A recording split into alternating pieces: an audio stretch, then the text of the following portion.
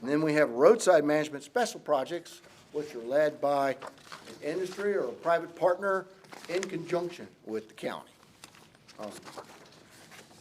The Comprehensive Roadside Management Program, it's a program that allows localities and private entities to enhance interstates or other interchanges with landscaping and other site amenities. It doesn't just have to be landscaping, hardscaping, it could be certain types of structures. There's a lot of latitude in what we'll let you do in a comprehensive roadside management or a roadside management special project.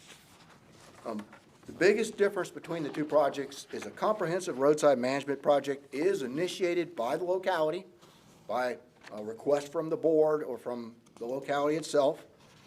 It's coordinated through the land use engineer, that would be myself, and the district roadside manager, because he's involved in all of our vegetation management, and he gets involved in those projects as well. Once the project has been identified by the locality, basically provided to us. We route it to all the different agencies for review and acceptance. There are quite a few people that have to look at it, particularly in limited access right away. That makes it a little more challenging, but we still do CRMP projects and limited access management all the time. It would be permitted and constructed under a land use permit. So it isn't gonna go through, it will go through VDOT review, but it isn't like we send it to the Richmond District and L&D does it and such. It's not like a VDOT UPC project. It doesn't take 2 years to get to the finish line. Okay. It's at the speed your consultants provide information to us, essentially. Maintenance is the responsibility of the applicant, and we do require that you guarantee it with surety and a continuous maintenance agreement. Localities have the ability to use your continuing resolution for surety. So there's no actual cost most of the time for a locality to post a surety. The project requirements for both of them, the locality notifies VDOT of their interest in a project. That would be myself. Then we set up a meeting with the Richmond District roadside manager and myself and whoever that party be, whether that's the locality, if it's a comprehensive roadside management project, or the private entity and the locality if it's a roadside special management project. If the locality wishes to proceed, they basically have to submit a formal request for the project. And there are several things that need to be included in that request. We need a master plan, some construction documents, and a draft of a maintenance agreement to be included. And then once all these items are in our hands, we go ahead and start the review process. It's very similar for a roadside special management project. Really, the biggest difference is a CRMP is a locality-driven project, and a RSMP is a private entity-driven project. There's a flow chart in here for you just so you can see the steps that are necessary to go through the approvals. It's not just me. There are a lot of other people involved that need to sign off on it. And then I finished up with just some examples, and I'll try to show some people in the room some examples too. This is exit 45 in Prince George County. It's off Interstate 95. I don't know how many of y'all have seen that there, but if you get off of the ramp, you'll notice there's landscaping down both sides of the ramp. When you get up to the intersection with Route 1, you'll notice that there's some pavers, there's some ornamental features out there, and they have a couple spires that are part of the project too. There's some of the landscape. I know it's really hard to see. I'll pass this around and make copies if I'd like to look at it. They're I call them the obelisk. I'm not really sure what the official name of those are. Another example is the Washington Street Bridge on 95. Probably driven underneath of it. It kind of looks like the McDonald arches on the bridge. The red one's there. It also has some components to that project that are in the shoulders. I don't know if you really noticed or not, but they landscaped all of the approaches on the ramps as well.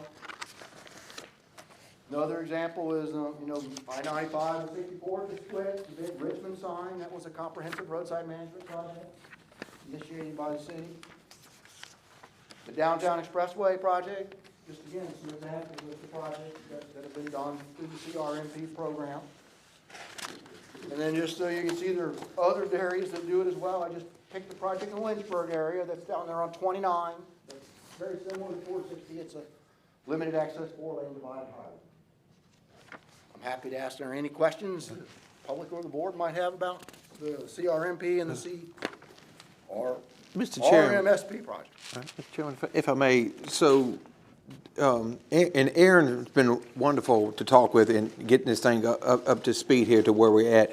Just, is the CRMP and the RMSP, can they be combined? In other words, let's say the county, Burkeville, and crew, because this was, Aaron brought this forward because of my request about beautification of 364, 16 western end of the county. Yes, sir. So, and with that, can all the entities plus the private business entities come together in a project like this, or does it have to be locality or the private driven?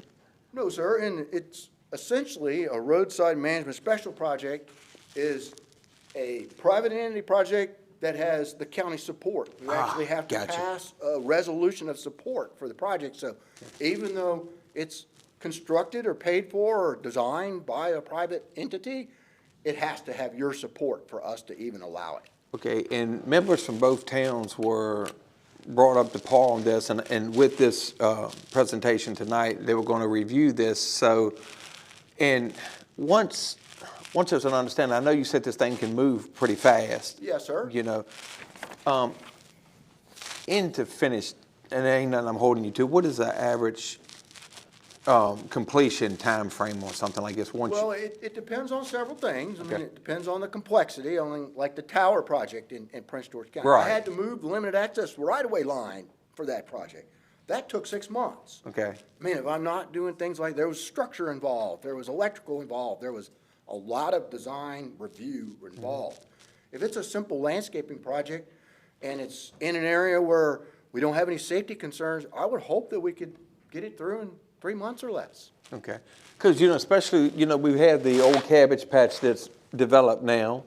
Burkeville's to 723, Cruise to 723, and we have the convenience store coming in the tip of the spear out there. Yes, sir. So to me, it just makes sense to try to get this thing done while this new construction is starting out there, and then there is room for development in the old cabbage Yes, sir, patch out and there. the program does allow some very limited advertising for the sponsors. So Right. they get acknowledgement of their participation in the project. Right. It's not a huge, hey, we did this project for the county sign, but we do allow them to have signage on the project and have some ownership of the project. And the last question I have for you right now, and is there any potential grants that we should be looking into for these projects in any type of time frame? Because I know that the state's loaded with money, right? But Why we fix everything as soon as we can, right? right. Yeah, so I didn't know if you were aware that there I is. don't believe so, sir. Okay, all I'm right. not sure that we have any funding in that. I'm trying to think who to ask. I can ask the roadside manager if he's familiar with any funding Right. projects.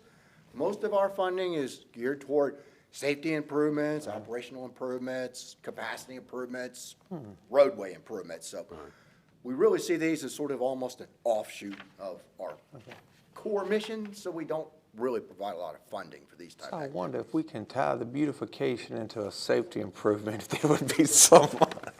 Well, you know, you might be able to do the heavy lifting with the safety improvement and maybe add some, I'm not sure, sir. Okay. And then the other thing too that I'll just throw out there is we don't need an engineered plan to see your idea. Gotcha. If you can get out your red pencil and envision it on some onion skin, and I'm an old schooler here, I'm talking old school stuff, pencils and onion skin, but Love it. if you can get us the concept, we can at least evaluate the potential for success. That's great. Ms. Hanson, thank you. I greatly appreciate what you and Aaron have done so far, and I digress, Mr. Chairman. All right. Yeah, he's getting ready to go to Italy for a couple weeks too, so he needed the night off. Yeah, there you go. Thank you, Mr. Hanson. Thank you, sir. Thank you all very much. Thank you. Hope y'all have a good meeting. Thank you. Well, thank you, sir. Have a good evening Be yourself. safe in your travels. We'll move through department reports. Let's see, Mr. Easter. Would anybody like to see the? I think we've got Dr. Martin.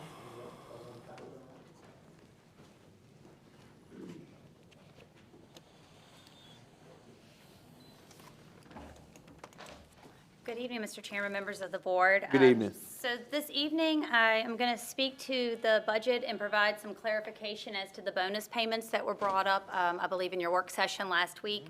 And I was also asked by Mr. Bowen to provide some additional clarification regarding the funding the county received for COVID relief and the EERE grant, and I actually have a handout that I've put together for that. And then finally, I do believe in your packet this evening, you have some budget adjustments for us once I'm finished, if you would please approve those.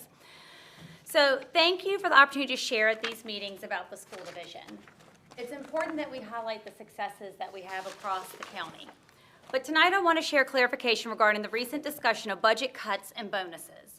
Additionally, I want to start with a thank you for supporting the needs of the school division and for hearing our needs with the 26-27 bonus.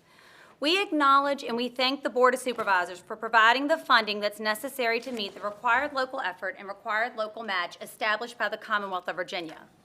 We understand that the county is facing financial pressures and competing priorities, and we appreciate the support that has been provided to the schools. One question that has been raised is why the school division could not simply cut funding from its budget. The answer is very straightforward. There is nothing left to cut without impacting services, staffing, programs, or our ability to meet state and federal requirements.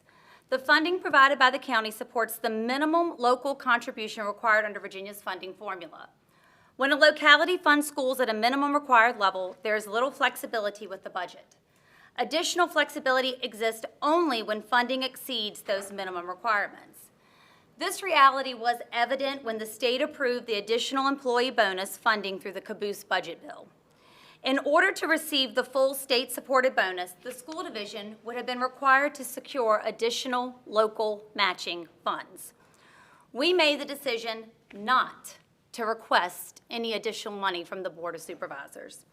Instead, we utilized and prioritized our end-of-year savings to provide a $750 bonus to employees. While we would have preferred to provide the full $1,500 amount, we recognized the financial challenges facing the county and believed it was important to be responsible stewards of the resources already available to us. Because the state required certification of funds by June 1st, this decision had to be made during a work session to ensure compliance with the state's timeline. This left little time for direct clarification that probably would have come during a monthly meeting that would have been aired on our local YouTube station. Like local government, public schools continue to face increasing cost. We are being asked to do more each year while managing rising expenses related to the personnel we have, benefits, transportation, utilities, insurance, instructional materials, technology, and contracted services. At the same time, federal funding continues to decline.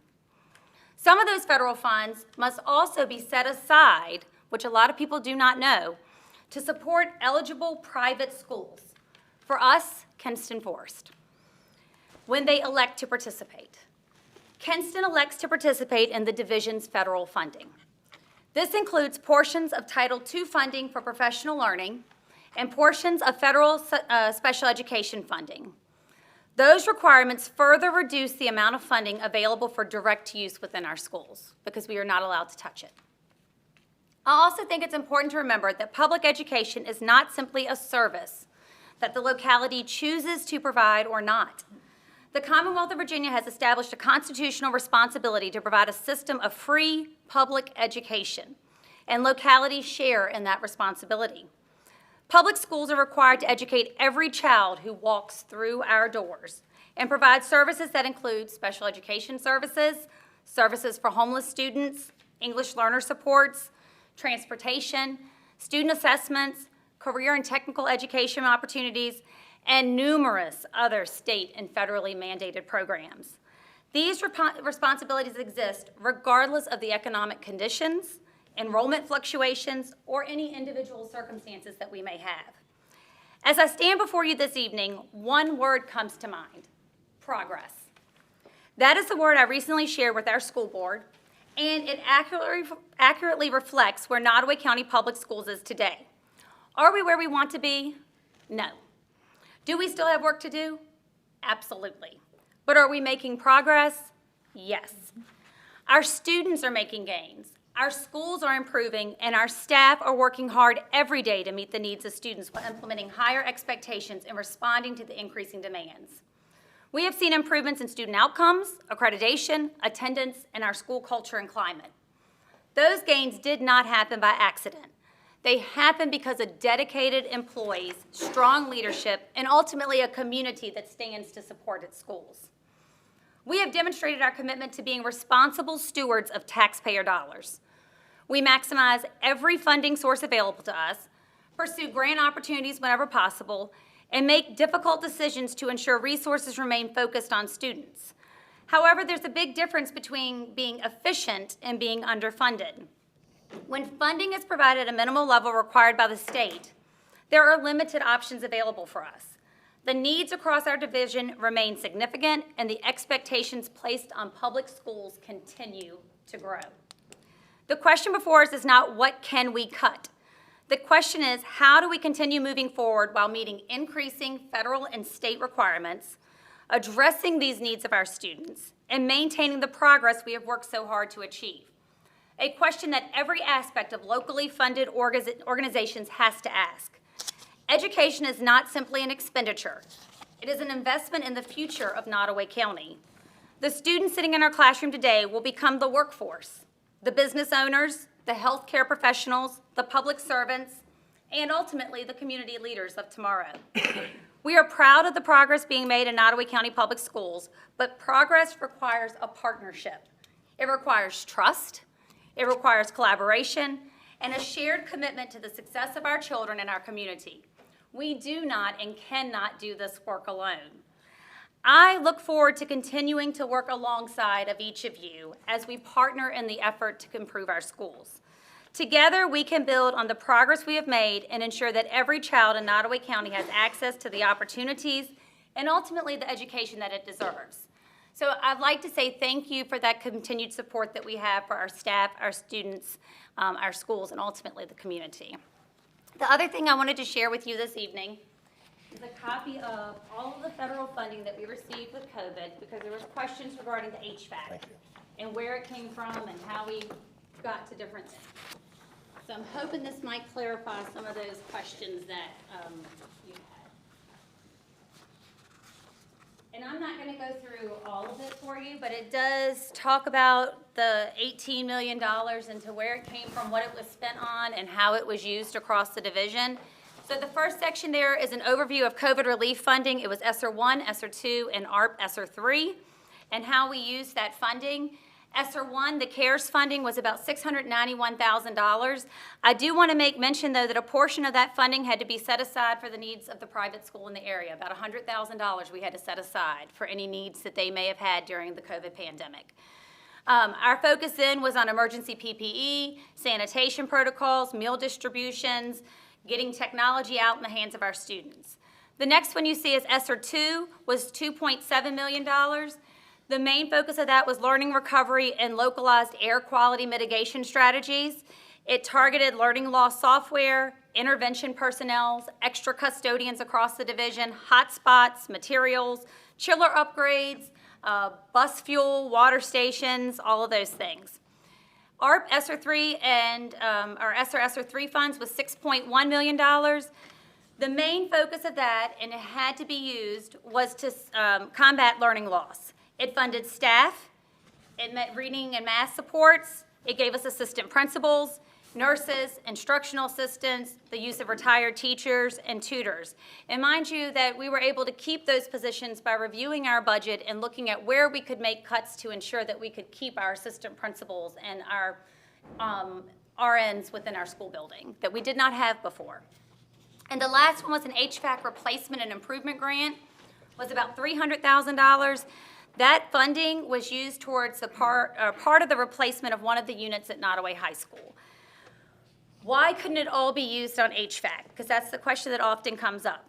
Well, there were mandatory academic set-asides within those funding formulas that we had to use. Also at that time, we did not know that the crew primary, or at least in my capacity, we did not know that the crew primary was where it was with some of the HVAC needs. But it required us to set aside 20% of the funds for learning loss. and it could not be repurposed for any facility hardware across the division.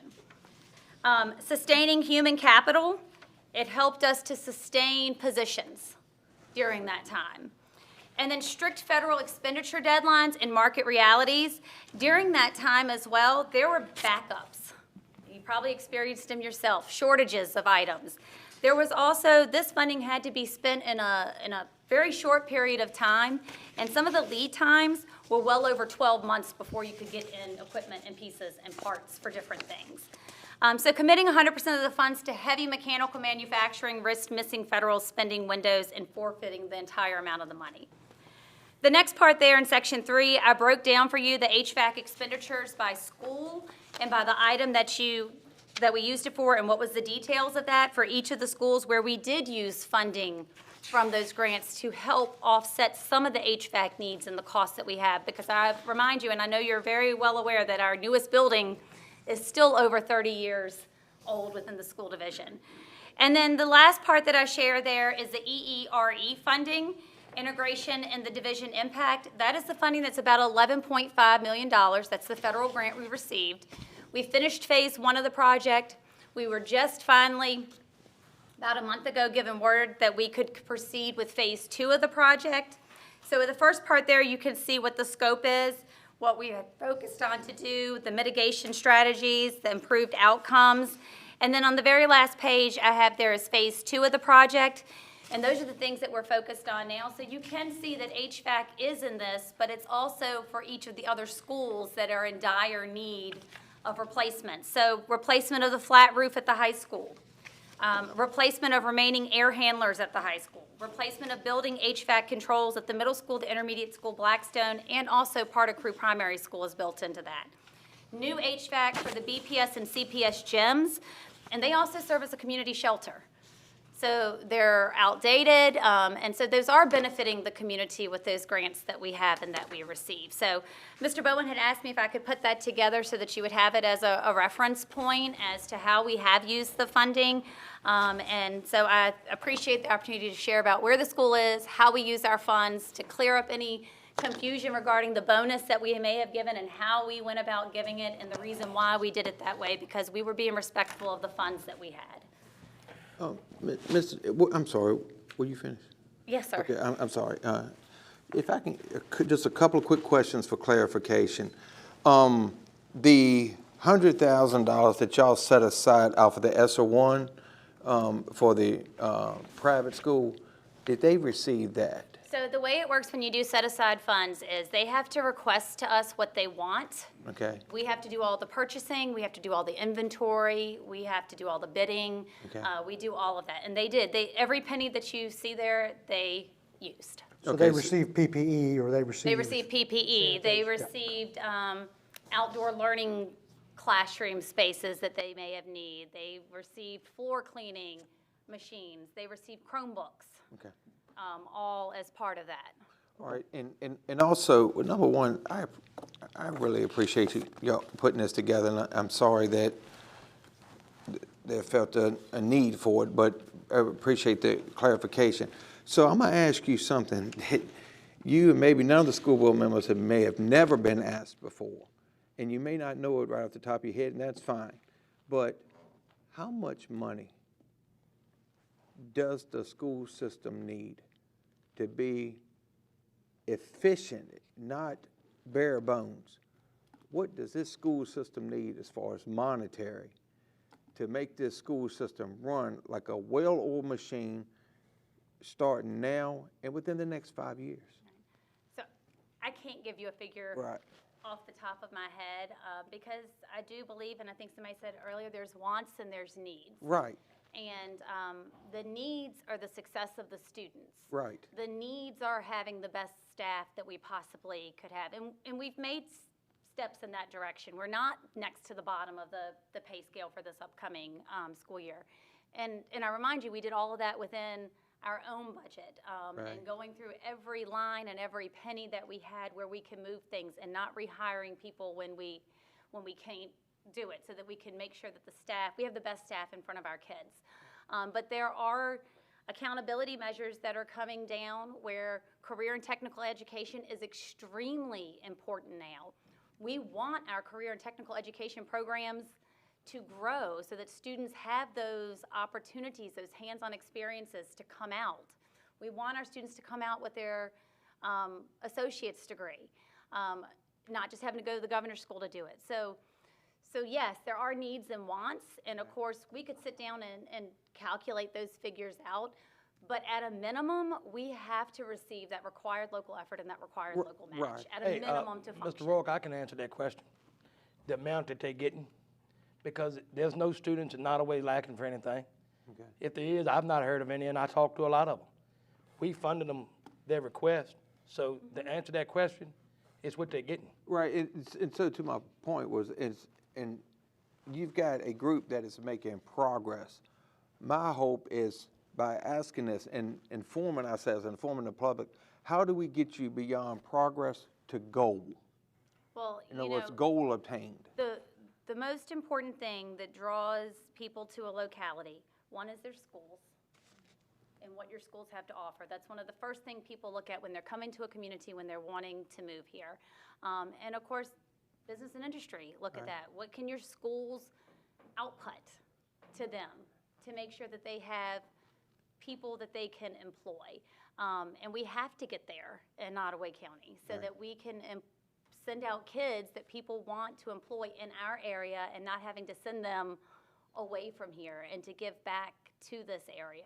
And that's exactly right. One of the reasons why I was asking for this is more than just education, but it's also a investment in economic development. It is. So that's the reason why I'm asking this. And the last question I have for you right now was what y'all said the federal mandates and stuff is increasing, the federal funds are declining. Is there something that we can help y'all with No, that? and you actually will, you know, we all still don't know really what the state budget is gonna Right. be, though there's promising signs now coming out that I believe they've kind of gotten to some principal agreement on it that we might move forward. Federal funding has decreased, especially in Title I schools. And then sometimes you get a reallocation on it several years later once another school division didn't use their money. But when that money goes down, and we have to use our federal dollars to fund the extra positions that we have. So a reading teacher at Blackstone Primary, a reading teacher at Crew Primary, it's being funded through that, whereas a lot of other places are able to add on extra supports that they may need. Most of our federal funding is tied up in salaries and what we're required to do. We're required to meet so much of homeless. We also fund a position for pre-K out of our federal funds because we can't do all of pre-K through what the state gives us. We fund another position out of that. So like I said, we try to be very good stewards of our money. We go through everything. I cannot compliment our finance director enough that we have. And it is a partnership that we work together and go through that with to make sure that we maximize every single dollar, and also put Nottoway County in a positive light and our school division in a positive light. Over the last year, that's what we've tried to do, is really enhance and entice people to want to come to Nottoway County Public Schools. I sat in on interview panels the other week, and one of the things that a couple of the people we were interviewing said, question we always ask, why Nottoway? Why here? And one of the first things they said was the climate and the culture has changed, and they have seen it over the last year in the direction that we're going and trying to push our students and our staff to the max. So it starts with having good staff. Pat yourself on the shoulder, on the It's back not for me. that as well. It's never me, it is the Just to staff update the that I have. board, Dominion Power has made appointments with both Southside Virginia Community College and the school system to discuss the rooftop solar. Right. It's really interesting with the college because they actually started their solar tech and their new building. So that would be, Right, so it could be another possibility for students to and savings of utilities. learn. And it'll be a battery system, Right. so. Mr. Chairman, I got one more thing for Marcia. I want to thank you and your team. Thank you. This is $11.5 million that if you hadn't done the legwork with your team to get, yes, we had to do a match, But this is 11.5 million. We wouldn't have had to do any of these things. And I thank you because I have grandchildren in the school system and I see the difference in the last year, a huge difference. And it's because of your leadership. Well, it's because of the And people your that team. I have that work with me. It's not me. I'm just a cheerleader behind the scenes, or as I told somebody, sometimes I am the ringmaster in the zoo, maybe, or the tour guide in the library. I don't know. Those are the roles that I play, is just to make sure that I am pushing people to do their very best every day, and I'm very fortunate to work Thank with you for the this best. document, because Dickie and I on the finance team, we didn't know all of this until we got to digging into it. Right, and it's a lot easier. I mean, I've said it multiple times, but sometimes It's easy to look at. it's easier for somebody to look at than to try to look at all of that. So it did take some time to put together, but I thought it might give you a better picture of how we have used money for HVAC where we can. Just, we couldn't do a whole project to crew primary with HVAC money. Like, Have they, is the contractor on site? they are on site and they are rolling. We watched them one day bring in a temporary unit just so the guys could work up in the attic space. And we asked them, we're like, wow, like, I mean, we know it's hot up there. I've been up there myself. It's right warm. And it's normally 120 degrees up in that space. And the unit they brought in will lower it to 80. And I'm like, okay. Plus you're working, you're just not sitting there. But they are rolling.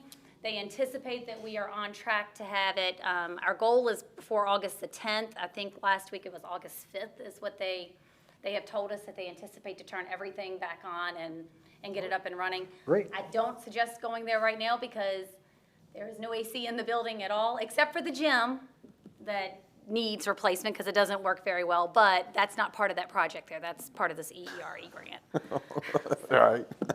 Thank you, Dr. Martin. Thank you. Thank you. Oh, I do have budget adjustments Oh. in there too that I need you No to idea. approve. Oh, yeah, I didn't. I would be in a lot of trouble with Heather, if I didn't make sure I did these. All right, it looks like we have 2 grants, carryover. Yes, you have the Math Innovations Grant, the Gear Up Grant, the All in Virginia carryover, those are all grant funded. And the School Improvement Grant for Nottoway Intermediate School. And then the last 2 pages are rebates and refunds that the school division receives for various things that come in that need to be reallocated. Do we need to us. approve, have motions on each of these, or we can do them as a group? I believe you can do them as a group. Board members, if you've looked at your books, please consider a motion to approve the budget adjustments as presented. I make a motion to approve those adjustments. I'll second. All in favor? Any opposed? Thank y'all, I Have a- appreciate Yeah, it. Heather won't get upset at you. Heather will not be upset with me. She's on vacation this week, so she's probably watching, and I'd be getting a message, you didn't do that. Thank y'all again. Thank you. Thank you. All right, Mr. Zodi, do you have anything? Yes, sir, a few things. Okay. We had our planning commission meeting last Tuesday night. Good evening, by the way. Good evening. Thank you. Good evening. Yeah, okay. But we had 7 items on the agenda. The first two were Rhonda and Fred Ware's rezoning, and then a special exception permit, a request for a guest house and / fruit stand. That's right off of 360. That was given a positive recommendation by staff and by the planning commission, unanimous in that one, on both of those applications. Then we went to the CEP solar. We had 3 applications for the Little Mountain in Mr. Ingram's district. I hate looking at you, sir, and saying that, not because I don't like you, but it's just, man, every time I talk about solar, it's your district. But anyway, the board actually voted to rezone the property from rural residential to C1 with the amendment proposed by Mr. Thomas to that whenever they decommission this particular project on Old Mountain Road, if the board approves it, then it'll be reverted, the zoning will be reverted back to rural residential. So, but we didn't have a lot of people, just a few people speak regarding that, and they were kind of neutral. They just were just curious about it. But the second one, but that was approved, given a positive recommendation by the Planning Commission, along with staff's conditions. And then the second one was Sunnyside Solar. And that's the one that's about 6/10 of a mile east of Crew Primary School. And I do want to let you know that next month, the Planning Commission will have the J-Cause rezoning on 40, no, not Route 40, but it's at the Bullen Alley, that area. So, in other news, one of the two things I have for you is that I'm meeting with a developer next week to look at a large, major subdivision to the east a little bit. I might be in your district, Mr. Toth, but then we have one in Mr. Ingram's district that's being discussed on your favorite road, Mr. Ingram. What else is new? Sorry, I don't make these news, I just deliver them, but that one appears to be about 35 lots. Wow. And so there'll be a big one. But lastly, what I do want to say is that I want us to reevaluate our relationship with River Street. I included the letters from the county, from the River Street folks and the West Piedmont Planning District Commission. They're unable to sustain any funding or. Catherine, if you could come up too, please. They need $74 million for it to complete their project. They're trying to finance a publicly paid for project, and they're not being Yeah. successful. I asked Catherine if she could look at our contracts to see if we are able to remove ourselves from that relationship, so she's believes we can. There's about $600,000 left in our ARPA funds. You guys have a handout on the back.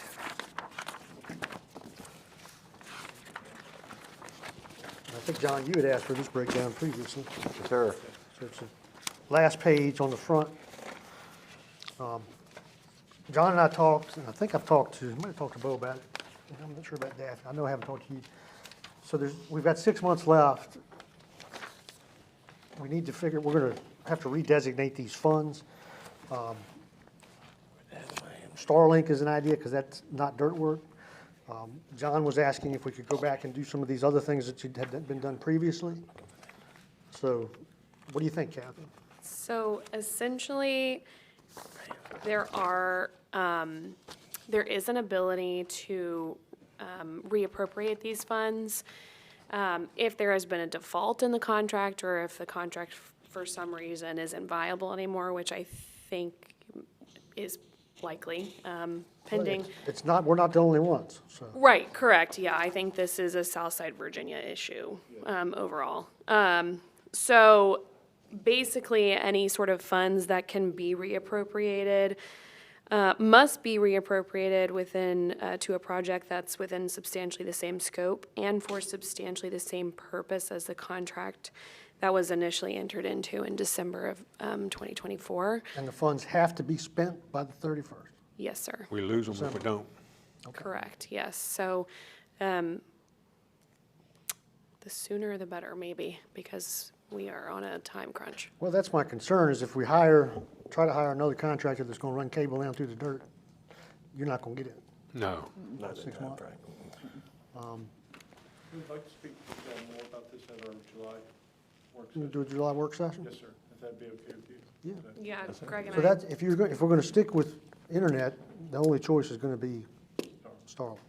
Can, Mr. Chairman, if I may, and I know you and I touched on a little bit outside, can we go back under the circumstances and see if there's any way that we can go back to the, I mean, I understand what you're reading there, I'm just, it's trust and but verify.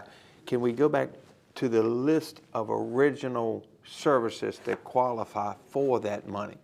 Because if we can, it goes back to services.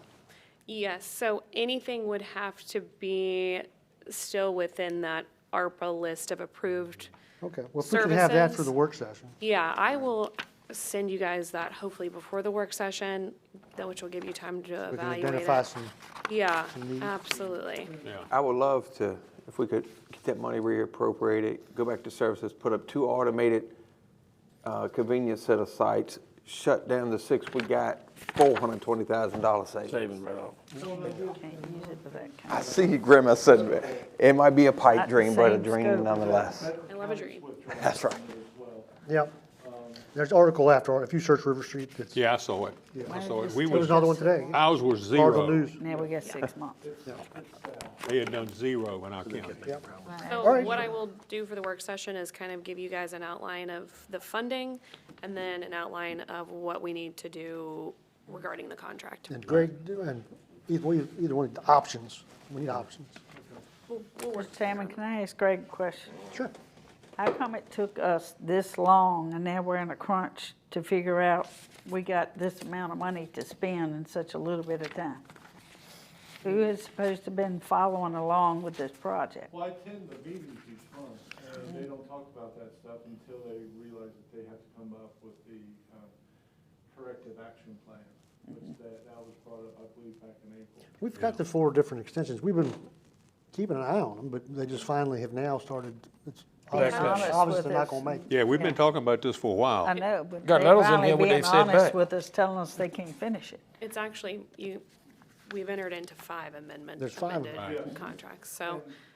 Go ahead. But we're not talking about anything criminal yet, are we? Well, if from the they've spent, if we've got 0 and our money's been spent somewhere else, I don't, That's what I'm saying. Is there any? What's the percentage of the project completed? 0% In Nottoway, 0. for Nottoway. Yeah, no construction yet. They So- keep talking about the permits that they're getting from the state for the right-of-way for the fiber optic and the same equipment shelters, but Amelia's ahead of us, and I know, and if they're trying to finance the rest of it, so they're out of money. our So the money- equipment shelters that he's mentioned, they already got them erected. So we get to Right. keep all that. I don't Well- think, it's not good enough to store dog food in unless you use it But for what it's whoever intended for. comes in to finish the project will have that to start with. All right, well, we're gonna go to the work session and have some answers and some options. That's true. Right. Yes, sir. Okay, thank you. Thank y'all. Anything else, Mr. Zodi? Okay, Mr. Hyde? Thank y'all. Hello, Mr. Hyde. Good evening, members of the board, Mr. Collins. Yes, sir. Good evening, Mr. Bowen, if you're listening, we're thinking about you today. Hope everything went well with He's you. over I hope he's medicated right sleeping. now. Okay, yeah, I hope he is He too, did, but anyway, hope everything He went well. did come home, Mr. Hyde, He did, yeah, we okay. got So that message. he may be not watching, but anyway, hello to him if he is, and staff, thank you, and citizens, thank you for coming out tonight. Just a few things real quick. This morning, we met at the Nottoway, what we call the Cougar Den track. We have this national recognition of firefighters' safety stand down, and it's just something, doesn't cost any money, it's just something you do to recognize safety. You do something. Last year it was behavioral health, the year before that was training, this year it was fitness. So we met this morning, a bunch of firefighters from across the county and myself, and we did 5K on the track. We walked, some of us walked, some of us ran. Kudos to Zach Bass for running the entire 5K. And Ben Hogg pushed his daughter, I think, for the whole 5K, so kudos to him. But we had fun out there. We did it on the track. Thank you, Dr. Martin, for giving us permission to, use the Cougar Den track at the stadium. EMS protocol review, we're doing that now. We're supposed to do that annually. So I met with Dr. Eggleston this week in Blackstone, and we're getting a signature page after reviewing all of the protocols. We're putting new American Heart protocols in. That's important because anytime we have changes in EMS protocols for Nottoway County, we need to insert those in the book. So that's being done. Grant reimbursement request, I put in 2 this week to VDM to get money back from grant request. I currently have 3 submitted. This is an end-of-year type action that we do to put money back. The good thing about these grants, there was no match. So we're getting the money back to put in our line item for the budget. We also have the radio grant, and you've seen a few texts from me and a few emails possibly. A few.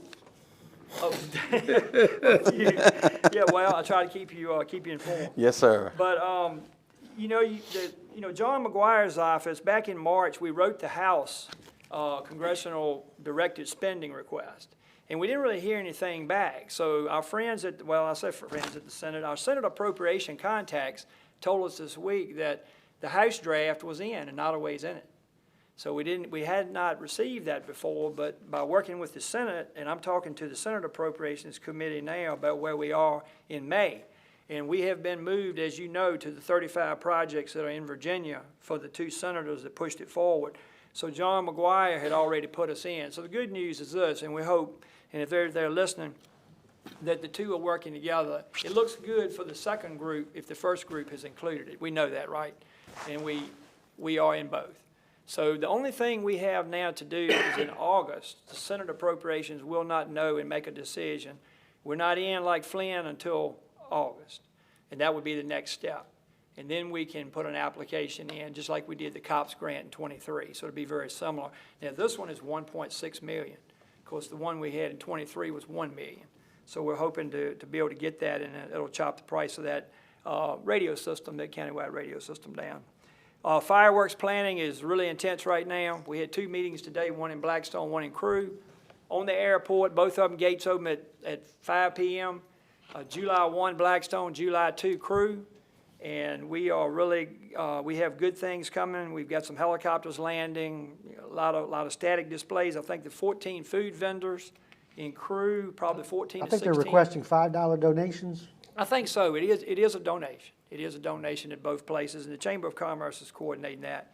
The Darville's Road detour went really well. The citizen that wrote us about concerns about emergency services getting to their house then by Virginia Tech, I talked to him on a regular basis and assured him we were good, and kudos to the people at Pickett for coordinating a way for us to go down Westgate, 10th Avenue, back up behind Arbor Tech to get back over if an emergency had happened. That went well.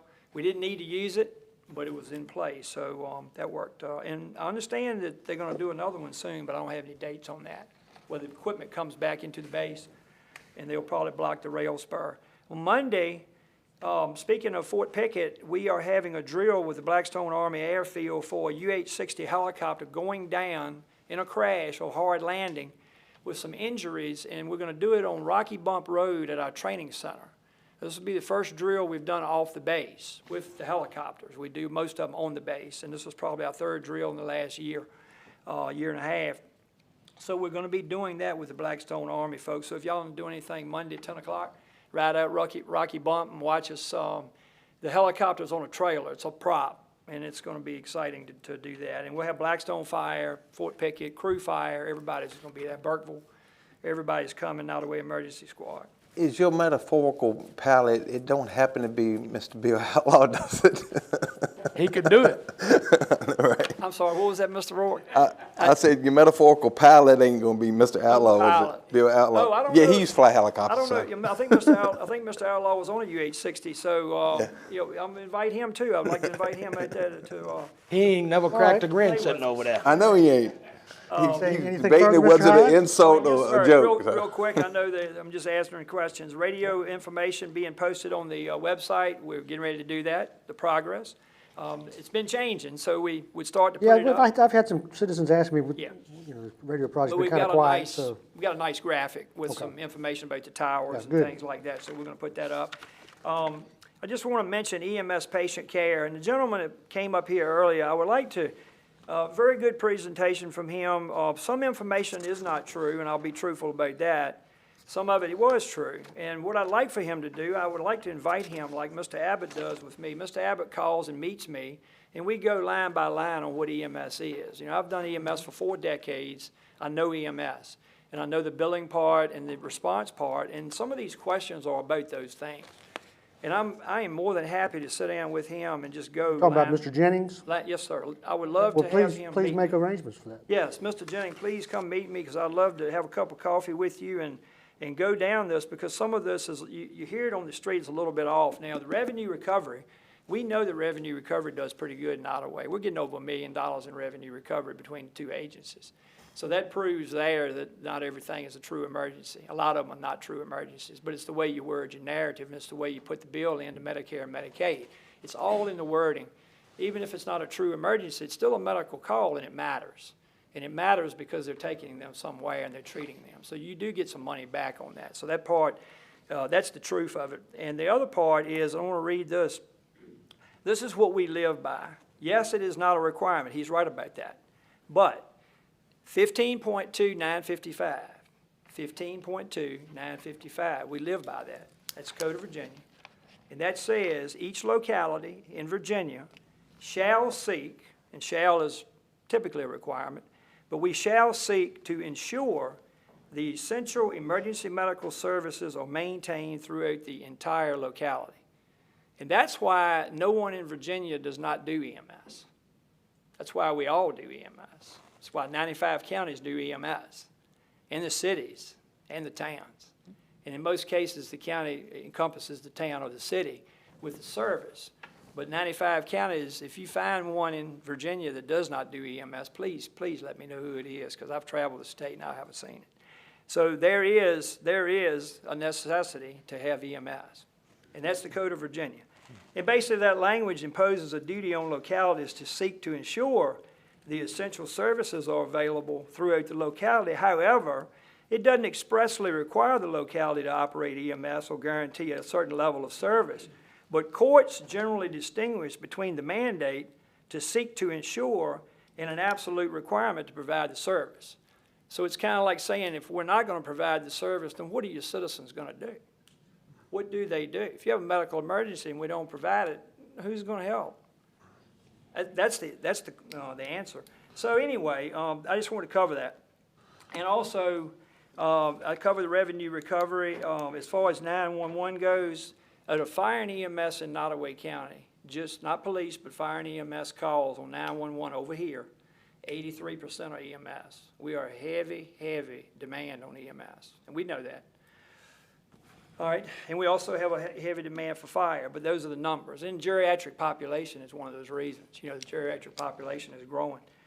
The need to be efficient and not be bare bones, I like that. I'm going, Mr. Rourke, can I use that? Can I Yes, steal sir. that? I like that. I think we apply that to anything in life. You know, any agency, you want it to be efficient. So, you know, whatever we do moving forward, let's make sure we give it enough to be efficient, not bare bones. Also, I wanted to mention mutual aid agreements really quick. This wasn't in my report to you, but I was at a summit in Richmond last week, and I ran into the, and I might have put a text message to you, the Adjutant General Ring. Yes. You Adjutant did, General you Ring. contact us with that. So I talked to Colonel Quinn this week, and Colonel Quinn and I have been in 2 meetings. So he's talking to General Ring. And so they both are interested in getting this mutual aid agreement with Nottoway County back on the table. I've been interested in it. All the fire chiefs are interested in it, but we're just waiting. So we really want to, and I guess the word is prod. You know, we're really trying to just prod this thing along, you know, whatever it needs, signature. And apparently he has signed it or is getting ready to sign it. So we need to look at that, and I'm talking to Colonel Quinn a little bit about that. And so the last but not least, we have Summit Point, West Virginia has called. And they're the ones that, you know, are taking over Fast Seas Yes. EMS. And so I just wanted to prep you, and I think I told Ms. Kelly, that they're interested in radios. They want to buy radios. So I've told them that maybe some old radios on the VHF system that we're getting rid of. All they need is some of the old radios. They won't be talking to us on a regular basis, just statewide. The other thing they want to do is have the resolution. As you know, you are the ones that hold the cards to any fire and EMS agency to run. You're the one that has to approve it through a resolution. Right. All of our agencies in Nottoway have that resolution on file, but Summit Point will need that resolution. So what we're going to do is draft that for you, and let's do this at the July meeting. We'll let you consider it at the July meeting to see what you want to do. But it has to, Office of EMS requires that the locality approve them to provide service in Nottoway County. So I just want to let you know about that.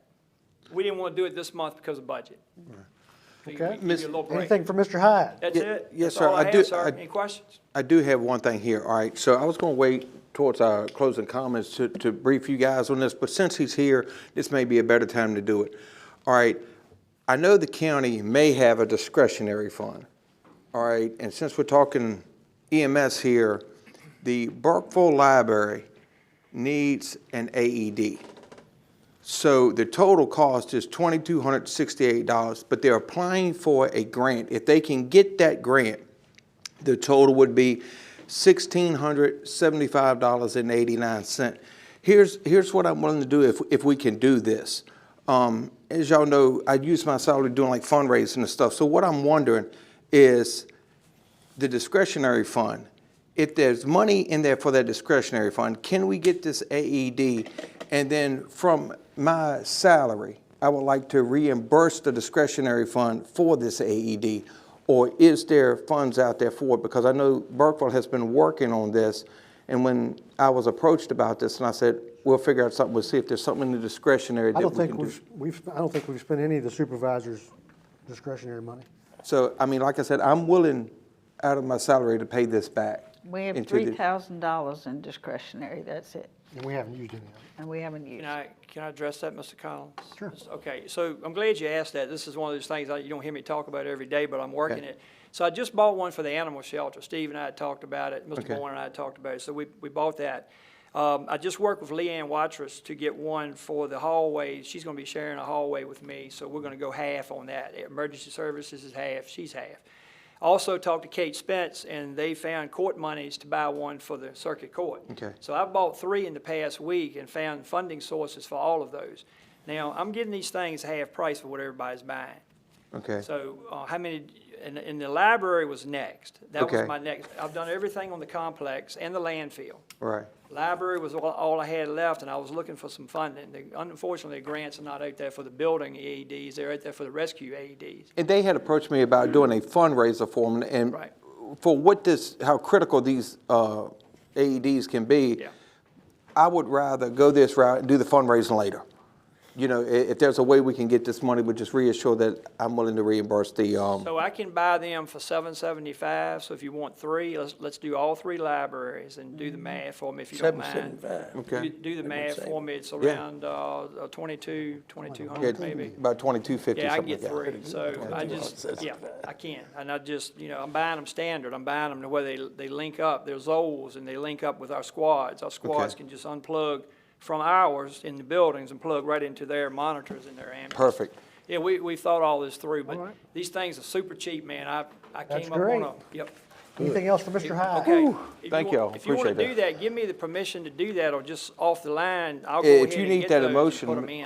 Go ahead and make a motion. I move to allow Buddy Hyde to seek the funds to get the AEDs for Burkeville Library and any other libraries in need, and to use discretionary funds if there's additional funds needed. Yes, okay. I'll second that. All in favor? Aye. Any opposed? Consider it done. Thank you. buddy. Thank you. Buddy? If you're looking for part-time work, buddy, I got an opening. Consider it done. I like to hear that. All right, the next one is gonna be me, I think. Yes, it is. So we had our jail meeting yesterday, And I didn't even get a plate this week. and we're finishing up. So we budgeted $2.1 million, and we've funded improvements out there with some of our ARPA funds, which was enabled us to get the federal inmates back. Our bill is $1.2 million. Did you get that, Buck? How much? Did he hit- 1.23. We budgeted 2.1. That's what I thought. So, 2 things. We've got the federal inmates back, Right. and VCBR, we were running 21, 22, 23 people. We're 13 right now. So Right. most of last year, we ran 8 to 9, and then we picked up these couple extra ones. So we're still down about 10 VCBR people. Right. And so that was through some work that the superintendent and Leanne Watrous and Right. me making phone calls. Right. The other piece is that, I believe it's still in there, is through lobbying, VCBR cost to Nottoway is in the governor's budget, $415,000.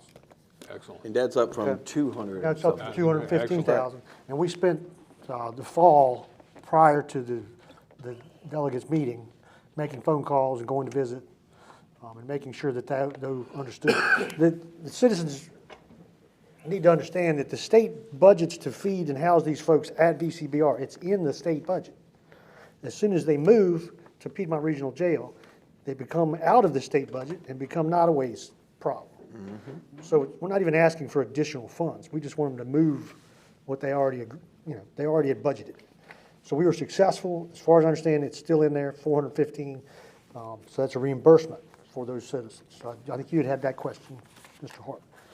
I was asked today by somebody talking about them leaving there and going up, and we had to pay for them. I said, well, That's the truth. it's the truth. Nottoway is still the highest monthly user. March, we had 111, 107, and 97, May of 26. In comparison, Amelia was 48, 47, 49. Prince Edward is right behind us generally. Yeah. What I tell you, if they would just behave themselves, we'd have almost That's $2 million for debt service. Let's see, so that's just some notes from just as the end of the fiscal year. So we had an excellent year with the jail in regards Thank to goodness. to not spending so much money out there.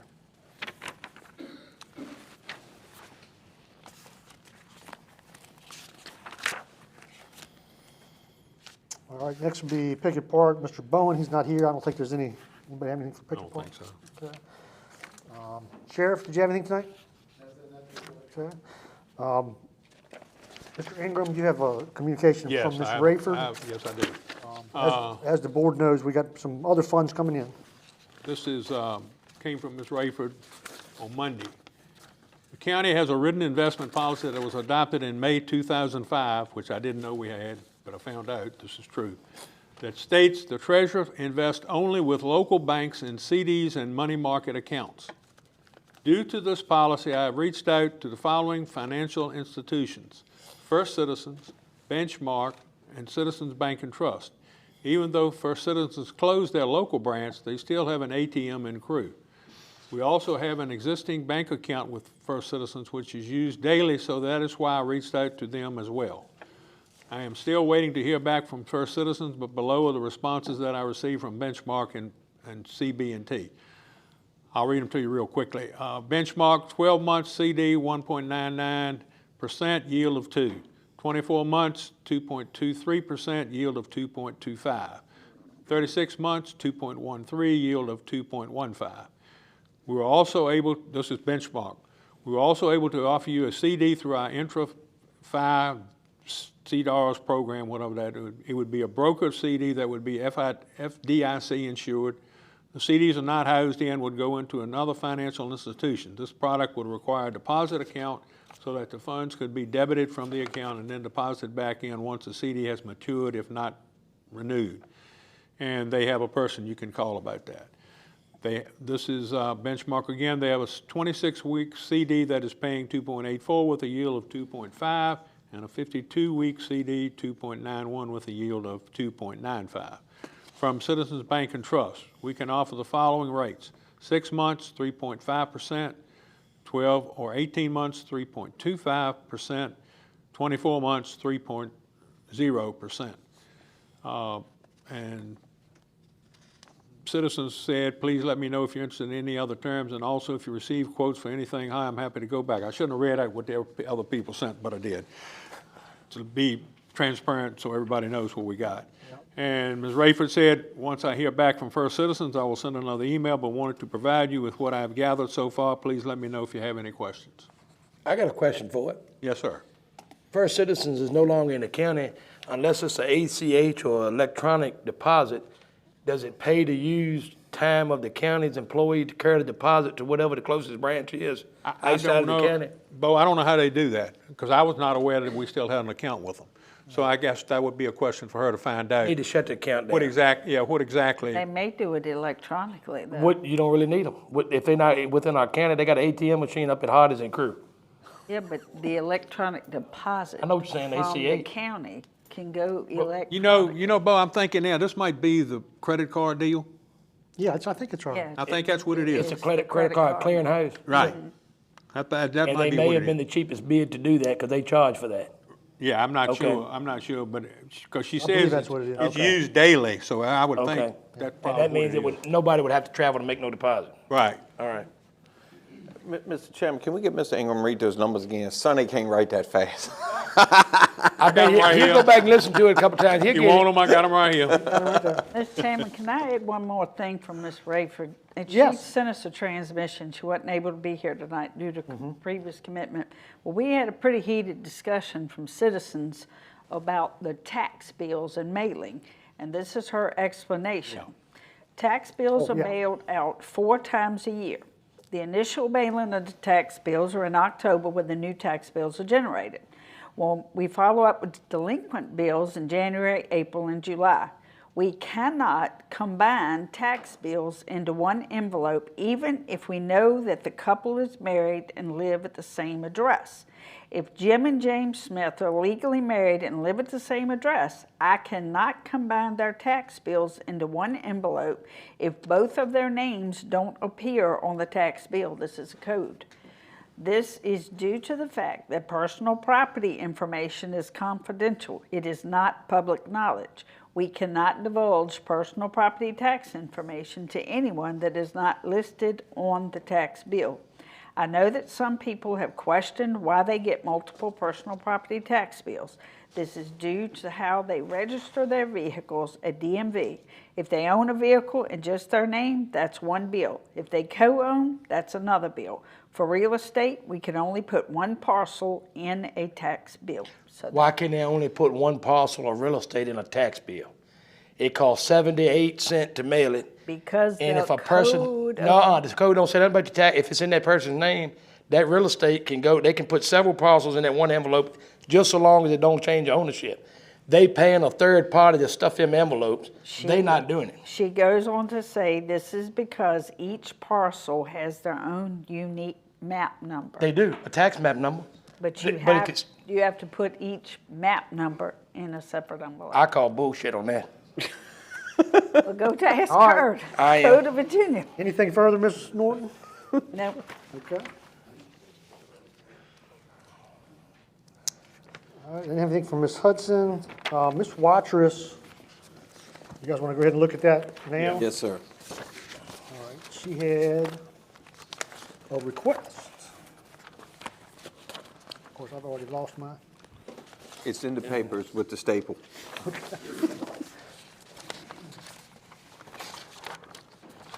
We got plenty of things stapled together. H5. Thank you. I was searching.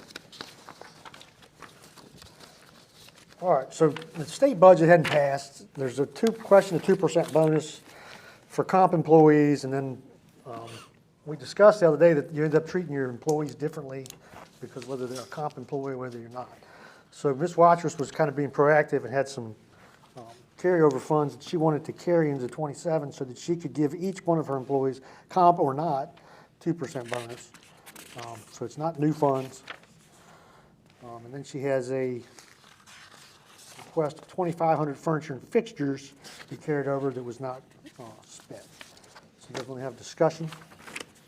If it's carryover funds, I'm all for it. I make the motion that we allow the Commonwealth Attorney to carry those funds over as presented. Second. All in favor? I'd like to make a competing motion.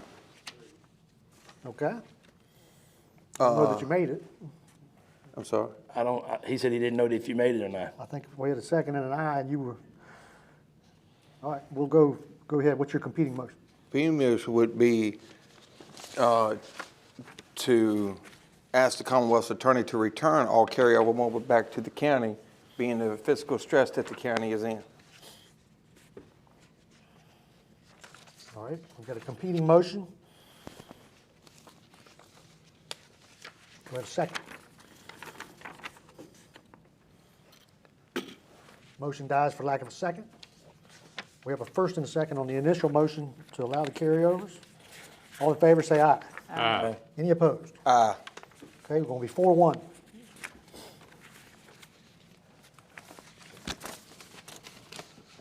right, that was Commonwealth Attorney. Let's do ongoing project committee reports. We've got the animal shelter, it's up and running. We should be moving animals soon. There was, we had discussions at the work session about different rules and different things. Here, Bo, I've got these for each member. Oh, okay. We got another handout. Okay. Thank you. I know that at the work session, things got a little heated on a couple of things, so I want to try to clear them up, and this came from one of the members of the CARES group. Since CARES has raised over $750,000, why haven't they given the county more to offset the cost of building the new animal shelter? So far, CARES funding is of over $180,000 has helped the county build the shelter, and CARES funding in the future will help operate a successful shelter. It would have been short-sighted to focus only on building a better building and not providing to ensure its success. To date, over $180,000 in CARES funding to the county has provided essentials enabled to shelter to function. Feeding systems, additions to cages, kennels, furnishings, animal housing in general, appliances and furniture. Added to infrastructure to improve shelter operations and safety. Front porch, paved parking spaces, bollards, building signage, exercise area. Covered construction costs, project management, sewer line, computer security wiring, oil tank, septic tank, building signage. Going forward, CARES is willing to be assisting the county by funding shelter facility operations such as utilities and landscaping, the volunteer program, which supports shelter operations, animal care, maintenance, adoptions, and services to county residents, expanded hours adoptions. The program has been initiated with the hiring of a volunteer coordinator paid for 1 year, which could become volunteer after the program is established. An expanded adoption program, which is essential to maximizing shelter space, ensuring good outcomes for the animals, and providing better service to residents. Facilitating and encouraging adoptions has been built into the building design and programs CARES has funded. The volunteer coordinator and the cat exercise room from a special donation of $20,000. A spay-neuter fund to cover all shelter adoptees and help address the county issues of overpopulation of dogs and feral cats. Where purchases made locally, yes, wherever possible, in county or area. Wynn's Furniture for the appliances, JP Concrete, Key Office for the furniture. All purchases were made by the county and reimbursed by CARES. Bo, that was to save the sales tax. Oh, okay. Tax exempt. What is a catio and why is it needed? There is no catio in the animal shelter. There's a cat exercise room with a window into the reception area for the purpose of viewing cats available for adoption. There's also a get acquainted room for interaction with adoptable dogs. So the catio was Somebody made that up. somebody made that up? Exactly. But I did hear say something about a cat exercise machine. Well, that's what it is. And that's where Not a machine. people can You said view them. machine? The cat exercise machine, is it a wheel or what? No, it's just an area where they can It's a climb up room and go they got down. some balls and Evidently, stuff. you never had a cat. No, I got one in the house now. I thought you was talking about like on a hamster wheel or something. No. okay. The other thing I want to, this was brought up and got right heated too. You want two kennels available at all times. What you got to realize is when a dog or a cat comes into that shelter the first time, they do not go in general population. There's a room for them to be put in, and they got to be checked to make sure they don't have. Yeah, they're not gonna spread They're disease. quarantined, they gotta make sure they don't have any diseases or anything. So there's gonna be a time, eventually, hopefully, they can go into a kennel, but they're not going immediately in there, neither is a cat. So, Sort of like a Piedmont and Booking. The question is what Steve Bowen said is the answer if there's no room, we never want to hear that. So Right. We want the population managed appropriately. Yeah, and if you look- Transfers, adoptions, right, if you look at the report from them, let me see if I can find it. I look at it every month. yeah, I looked at, it's all. Yeah, I in there. did too. Yeah, and And you see- they move a lot of They animals. move them out of there. Yeah. And like I said, I was a representative from Richmond Animal League there that day, talking about that they will work closely with the people at our shelter and getting animals moved there so they can be adopted. So, I've heard all the complaints, and I encourage you, if you have not been to that shelter, go and look. I had people tell me, I cannot believe that Nottoway County did this because of the fact, they said, that finally Nottoway County's got a building they can be proud of. Exactly what I was told. So, you Mr. shake Chairman. your head and you don't like it, but go up there and take a look at it. Mr. Chairman, can I ask Mr. Ingram a question on this Yes, information? ma'am. The volunteer program, to clarify, they hired a volunteer coordinator. Correct. Is that position a county job, or, It's going to be funded by CARES Committee. but is it a county job? She's thinking about the liability side of it. Well, see, all of it, look, everybody, you remember Steve said, he checked with the insurance company. We added the rider for, We have a rider for volunteers. Okay. I just asking too, if it's a county job, we have to follow Right. the hiring process. Yeah, if you look at their report, And this is the other thing. it's They've CARES already this year. hired it. I've advised them that if they want to continue that, then it needs to go through the county budget Right, Okay. as a pass-through. right, But they have not made that decision. no. New intakes, dogs 22, cats 21, animals in the shelter 8. Cats 11. Fostered 2, cats 0, bites 1 and 1. RTO, that's return to owner, 9. 1 cat, transfers 8, they were sent somewhere else. Adoptions 1. So if you look at the report every month, you will see what they're doing. It's not like they're sitting down there at Nottoway in a pen for 6 months. Yeah. They're moving them. All right? Thank you for the information. Yes, thank sir. you, sir. We've already talked about River Street, talked about the radio with Mr. Hyde. I don't think there's anything further on the PPEA right now, generally with Mr. Bowen. I've given my jail report. Anybody else have any of their committee reports? I gave each one of y'all before the meeting the annual report for PSR. Okay. Y'all want to look at that to see what services are coming Nottoway's way for the funds we're given. I too, we're going into the budget adoption. There is an error that wasn't carried from last year. If you all remember, we gave 1 vehicle per volunteer was assessed at $0. And proposed levy for emergency service volunteers, 1 vehicle, $1 per $100. That was the previous years. You guys recall that? I do. So I'd like to call, you Right. recall that, John?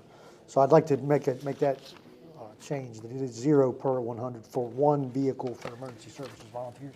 And that was our intention, was to add or retain our volunteers. Right.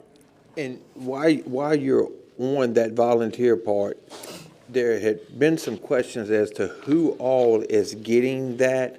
If they are paid, like through the rescue squad, No, they do not Yeah, they're get not that bonus. volunteers. correct. they're not a volunteer. No, they're not volunteers. So as a citizen brought that to my attention, and I put No, that citizen in touch with the them. chiefs so- provide their volunteers.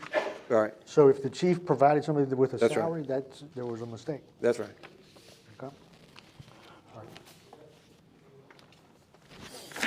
So you got the budget in front of us? No, oh, I'm sorry, was that a vote? Anybody have any discussion? I will say this. The budget is, yes, you got to go for it and you got to adopt it and everything, but it's also amendable throughout the year. That's correct. And whatever you four decide to do tonight, I still want to present at a work session some additional cuts. I was hoping that we could do this, but it's just, I'm starting to hear back from some of the citizens now. I just don't feel like it's ever been presented to the citizens as a way of, it's always been, this is what we need and we're coming in your wallets to get it. So this is not about finding revenue right now. I want the citizens to tell us the cuts that they suggest we make to the services that they have from the taxes. I mean, you can't force revenue in here. We can only build towards economic development.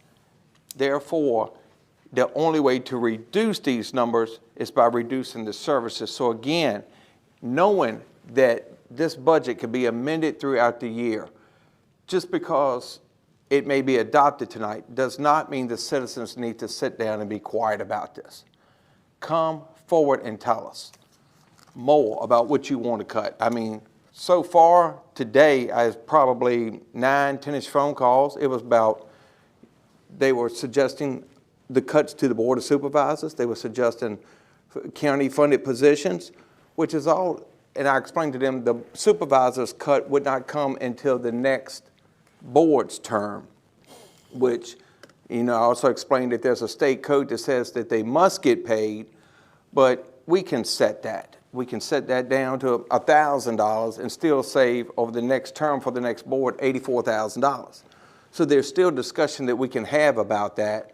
I'm talking about 4 years, the whole 4 I'll years. give it a say. Yeah, the whole 4 years. I'm glad you Be 84. clarified I wasn't that, getting that because the much public money. thing, yeah, Right, they right. making that, I get $386 a month, by the way. That's me. So, and we are working towards a more active, better services for the citizens to have access towards these convenience center sites that can also save Working on that money. the 28, we're gonna have the contracts with Carter Cat expire, That's right. substantial savings. There's some other economic development prospects that are out there that I've heard of here recently. So that's gonna increase your revenue. We changed the zoning for a few of them to come. Yeah, All right. so, I would like to make a comment on the 18 million that the county controls. They're all services. Local appropriation to the school, can't cut that. Public assistance, which is social services. Fire and EMS fund, jail. Bill gave us a good report on that tonight. Solid waste, CSA, that's also service related. Debt service, that can change if we get a grant. Central dispatch, but of that 18 million, that's what we can control. And I'm gonna surprise y'all by making this recommendation.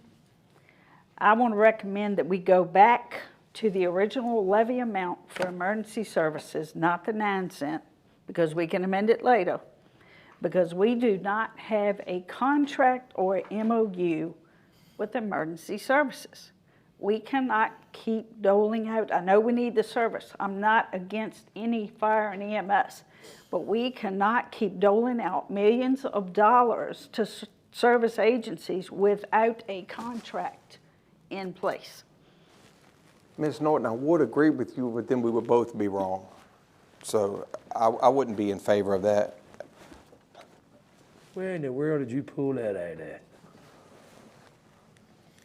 Do we have a contract or That's your- MOU? I was That's asking just- him this question, not you. that's just, Mr. Hyde, I think you can shed some light on the contract. come on up, sir. Carried her to stick. We currently have a contract in place with the attorney.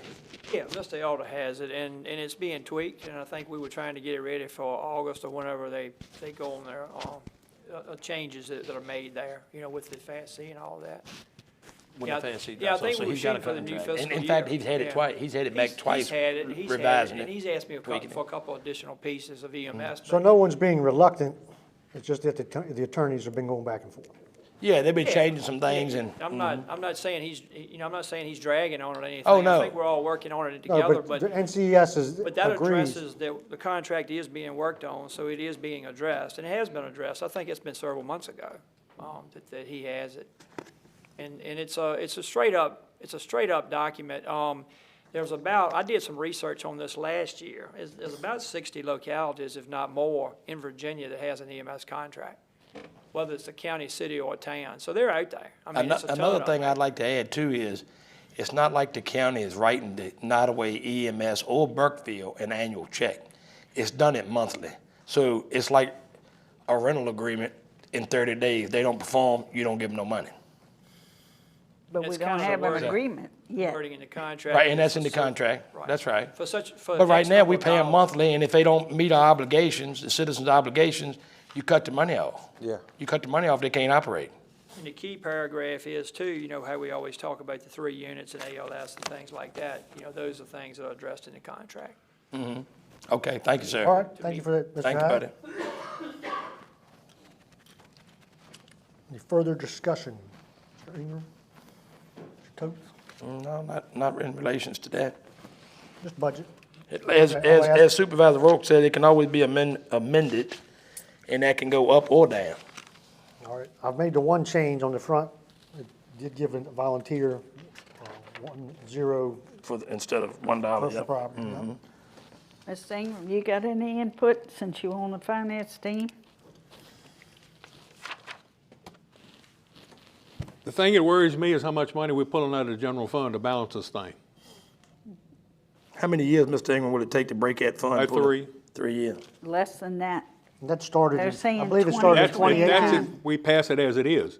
And that started in 2018. If we pass it as Yeah. it is, 2029, our general fund will be depleted. We So won't be in- broke. We'll have money set aside for the landfill, but our general fund will be depleted. And as Bill said, that's been going on since 2018. Yes. Ain't that interesting? 8 years. And if we It had, was, the if we first, our hadn't, first year, the year prior to us being here, I think they pulled 2.4 million. They did. In fact, you Because guys remember that number? that was a mistake made on So over- personal property. So over 3 years, we've reduced it 2.4 down to 6, the deficit. And prices have gone up. And you've had inflation, yeah. Yep. Well, in contrast to the inflation, you also got real estate reevaluation or reassessment. So Right. we gained Well, that more was money. revenue, yeah. Revenue, so you gain more money to offset that Yeah. at the expense of the taxpayer. But that's the way government operates. They've done it for a very long time. I get taxed on my income. I can go to the store to buy a good, I get taxed again. I buy a car, I get taxed again. I got to pay taxes on something that I already own every year. If you invested, you gotta pay tax on the. You gotta pay, if you inherit it, you pay taxes over a certain amount. You just get taxed today. If you play the lottery and you win, they take over half of your winnings that you paid taxes on the dollar that you played with. They get it again. If I win, Bo, you don't have to worry about the budget. I'll pay it. You gonna pay it? I'll pay it if I win that Mega Millions. Oh, you said Mega Millions. I was hoping you was gonna say the cash 5 or something you pay. Just don't forget me, Mr. Ingram, I won't. please. All right, I again, might buy you some size a pair of shorts. Give me some new Duluths. I'm gonna ask y'all all a question. okay. Do you trust these numbers? I've been through them enough. I've been through them, but I'm just an untrusting kind of guy. I'm gonna tell you why I don't trust the numbers. We haven't reconciled since August of '25. There's something wrong with Bright. I think the numbers are right, but I can't go on I think. Well, I my don't know if understanding is they're Ms. right Rayford- or not. Ms. Rayford has them reconciled on Excel sheets, doesn't she?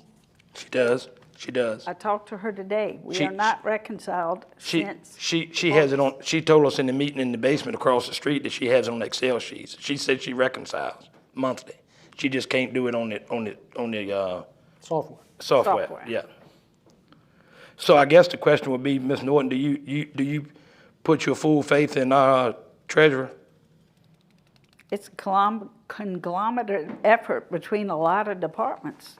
And if one department is off $500,000 or something, that's trouble. On their expenditures, but on the income, it ain't but one department. That's the treasurer's department. That's who collects the money. That's right, but are the expenditures right?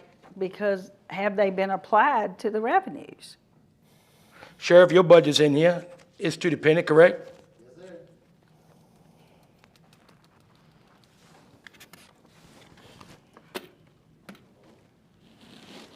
I'll say this is one of the things I'm hoping that our new finance director will be helping us Agree. with a lot. Agree. She's got at least 3 years' experience with that, but she's got a lot of accounting experience in other fields. So I'm really hoping that this is going to be something that's going to really help us. And if you look at the county administrator for FY '26, $763,000. For FY '27, when she comes on board with her salary, $755, so it's going down. And hopefully, she's gonna be able to find things in here to help us cut expenses. You know, that, to me, I mean, I've been on the board since Mr. Bowen left.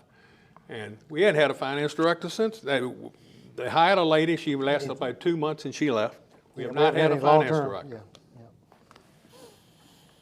So, I mean, hopefully this is gonna solve a lot of problems, I hope. I'd like to make a motion Proceed. that we accept this budget as presented with exception to the change that you made from the dollar to the zero. And note that an amendment can be made at any time to this budget for June 30, 2027. I've got a motion, do I have a second? I'll second it. I got a first and a second. I'm gonna roll call. Ms. Norton, No. Mr. Toth, Yay.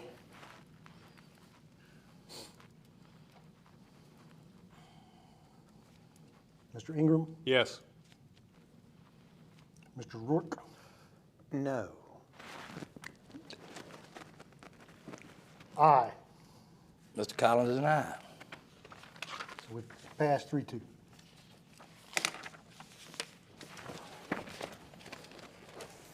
Moving right along, right, Mr. Chairman? We're getting there. We're getting there. Listen slowly at but that surely. awkward right. silence. We've got Miss J1. Norton shocked the world. Andrea, do you know if we've got her information, has she said yes? She did say yes. So she's interested, okay. Ms. Pettis agrees? Excellent. She's, Oh, yes. That's right. Okay. So we need to have a motion to adopt the levies and appropriate, so two different motions? Okay, I need a motion to adopt the levies. I make a motion that we adopt the levies with the change that you, Yep. you presented from the dollar to zero. Do I have a second? second. All in favor? Aye. Any opposed? Aye. Okay, 3-2 again. Rourke and Norton, no. Okay, the appropriation. I need a motion to appropriate the funds. I make a motion we appropriate the fund. Second. Got a first and a second. We'll roll call again. Ms. Norton, No. Mr. Toth, Yay. Mr. Ingram, Yes.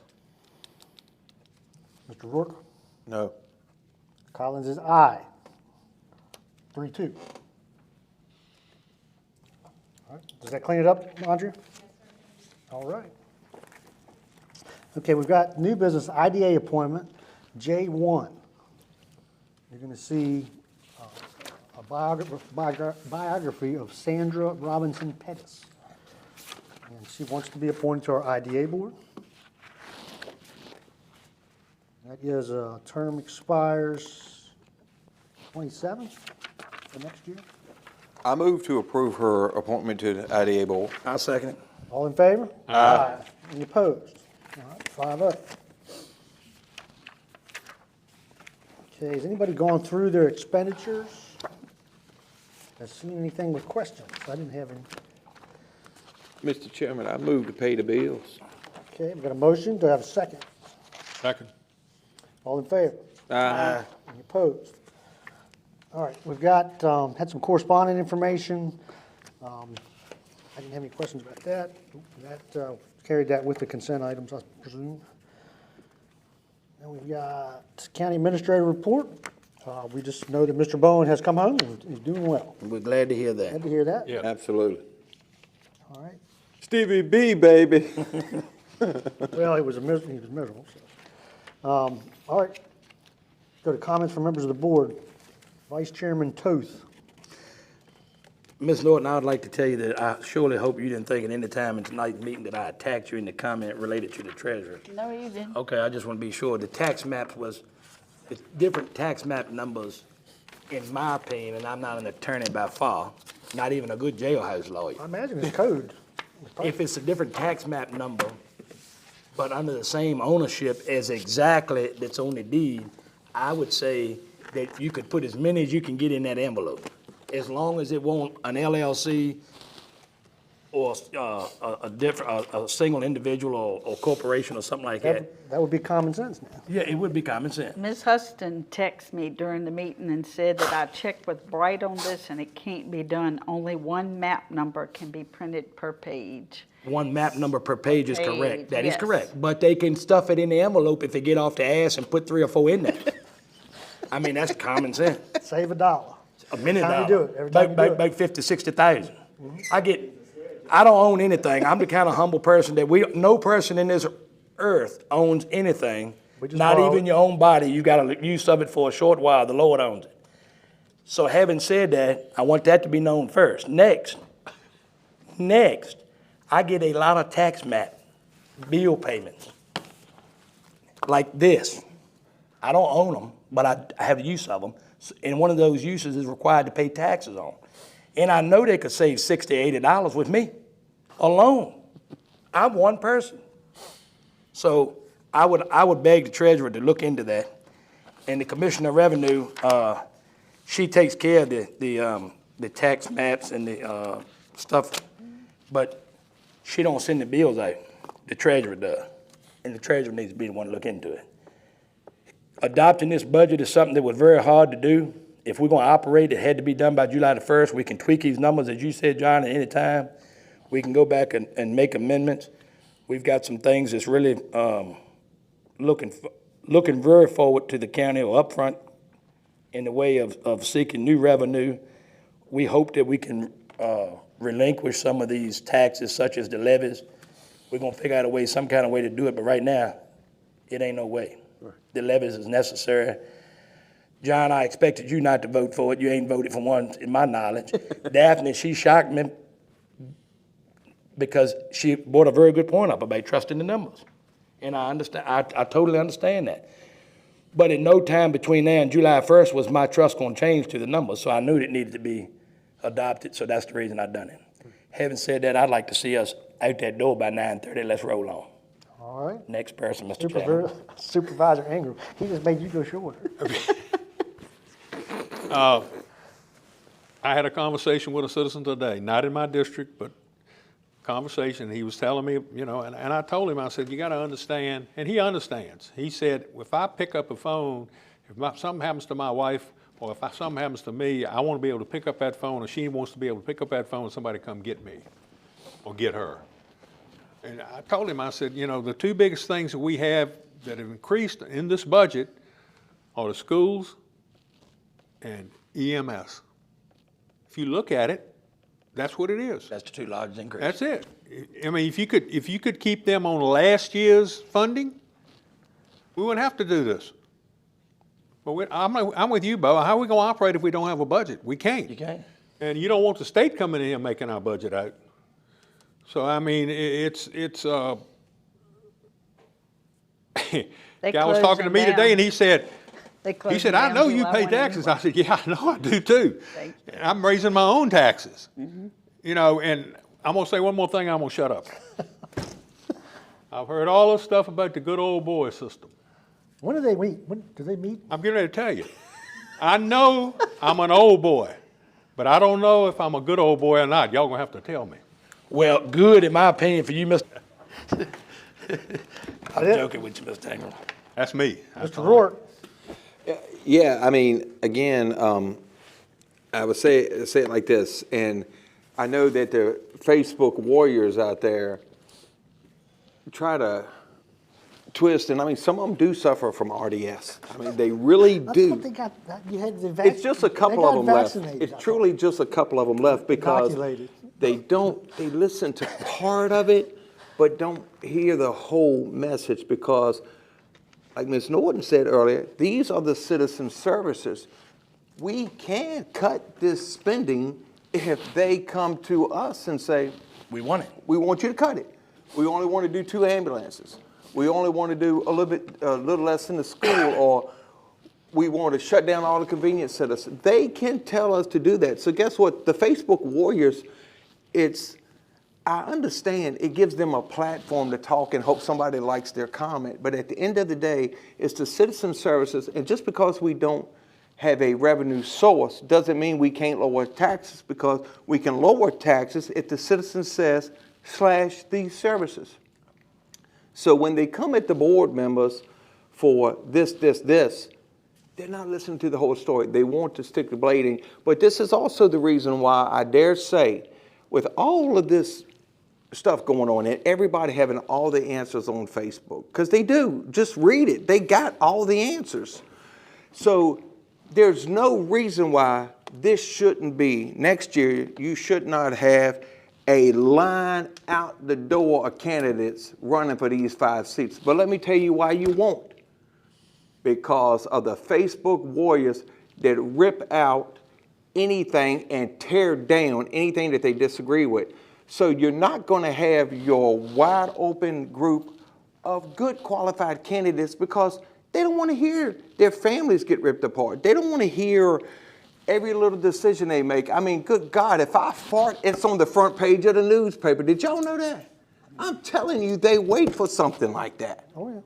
And at the end of the day, it does nothing but shrink your pool of good candidates and increase the knowledge on Facebook. So, The other thing it does is it puts our Are county you name. done, Mr. thank Rowe? you. Are Yes, you sir. done? Yes, Mr. I'm Chairman, good. I'd like Thank you all. I'd I like love to the make an citizens amendment here. to my closing comment. You said by 9:30. It's gonna be we put enough on 9:30. I'm a I fast got a walker too. cramp. As to the Facebook warriors criticizing, I have people come up to me on the street in my church, hug me, say, Bo, I'm praying for you. Yes. I'm sorry you're having to go through this. Listen, I do want you to pray for me. And I'll pray for you. I pray for each one of us. I pray for this county. I pray for the nation and the state. However, don't pray for me because you think I'm getting criticized and I can't handle it. There you go. Because the people that voted me in this seat right here, they know my mentality There you go. as to what I think of some people's opinion. The source that it comes from doesn't mean much. And I can't say the bad word that I have for them people. So you don't have to pray for me as far as being accepted to all of the people in Nottoway County, because I don't want some of them to accept me. Amen. And another thing is, always think of this. When you say God bless you, don't say that to somebody you don't know. That's right. For this reason, you cannot wish the Lord's blessings on a person who does not love the Lord. There you go. If that is an antichrist, why would you say God bless you? So therefore, don't pray for me because of criticism. I don't need that. I can take care of that with a few little words. Thank you. That's all now, Mr. Chairman. All right, Mr. Rourke. Finished? Yeah, the only thing I was going to say is I appreciate all the citizens, I really do, and all their words, even if it is on Facebook and they're tough behind the keyboard. But what we need more of is, and some of y'all might cringe when I say this, but I mean this respectfully. What we need more from the citizens is people like Sonny Abbott. If Sonny's got a question for you, he will come to you. He will. He will ask you directly. He won't go put somebody, if you got a question for me or any of y'all, if they don't reach out to you directly and they plaster it all over Facebook, do they really have a question for you? Or are they looking for likes or trying to discredit you? That's why you want to have a good pool of candidates out the door, which according to Facebook, there should be. There should be at least 5 people running for each one of these seats according to Facebook. So anyway, love you all. Citizens alike, whether you like me or not. I love you, man. Love you all. All right, Supervisor Norton. I have an announcement for everybody tonight. After a great deal of thought and prayer, I will be announcing my resignation from District 3 Nottoway County Board of Supervisors seat as of and effective August 1st. I have multiple committees I serve on that I would like to go to the July meeting. And per my discussion with the chairman, I'm going to put it out there and the county will do it officially to ask any District 3 citizens for their letters of intent and bios to fill the vacancy of this unexpired 1.5-year remaining term. I want to apologize to the citizens of District 3 for letting them down after a very hard-fought 2.5 years on this board. Many of you know on this board that I had a cancer diagnosis back in March. Praise God that it is contained. But I'm telling everybody, if you have cancer in your family, you need to get genetic testing. I have something called Lynch syndrome, which makes me 70% more susceptible to colorectal cancer and colon cancer in the future. I call it the beast is floating around in me. My mama died of it, my daddy died of it, my sisters had it. So my husband and I at great lengths have talked. He will be 70 years old in November, and we're going to retire. And we're going to Florida, and we're going to be snowbirds, because I don't know if I'm going to be here 3 years from now, 5 years from now, or 10 years from now. But this is the best thing for me and my family. And I have learned a lot during this, but I'm tired of the fight and I'm tired of the game. So I hope I have accomplished a few things. I know working with Dickie on the budget is big for the last 2.5 years. We did accomplish the animal shelter.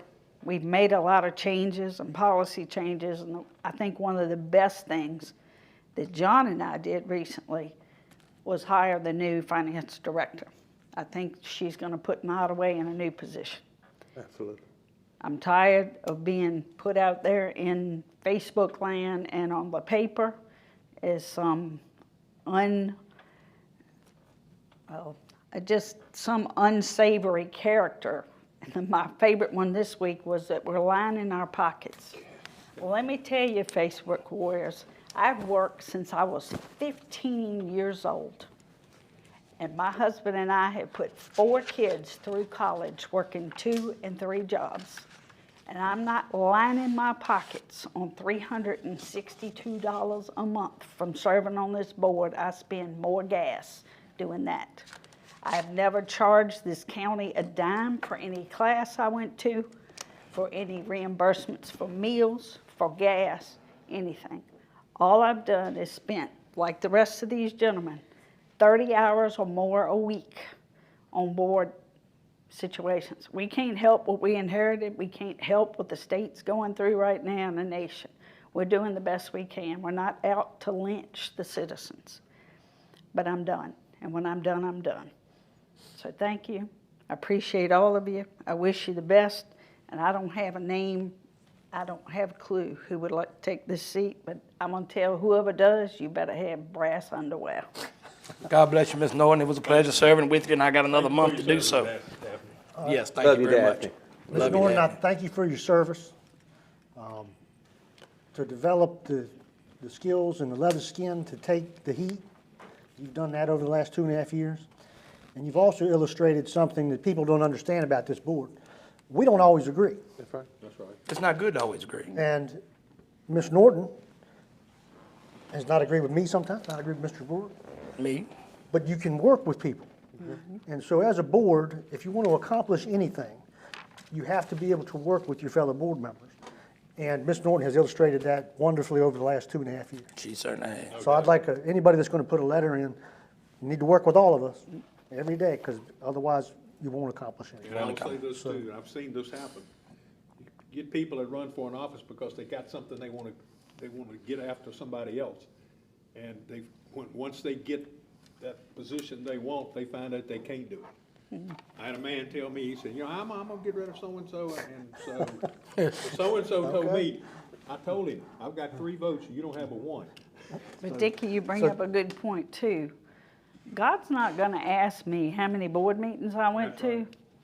He's gonna ask me how many people I told about God, and I look at that every time I come in here, and God we trust. And a lot of people don't realize that this board, even though we could choke each other sometimes, when something happens, we pray for each other. Oh, absolutely. There's a many night that Bill and I have prayed for one another. And we prayed for Bo and John and Dickie when we had health situations. Does that mean we're perfect? No, because we can get mad. I'd like to thank God right now for my wife's health. She passed her EEG on Friday. Great. No problem. She's going to get her license back next Friday. Great. So I thank you. Yep. Tell me what she's driving. No, I'm joking with you, because I just think a woman, never mind. Bo, no, you didn't. All right, that's my comments. Thank you, Ms. Norton, for your service. We're sorry and we don't want to lose you. No, we don't. That is your personal choice. So with that, I'll take a motion. I make a motion that we adjourn. Second. All in favor, please stand up.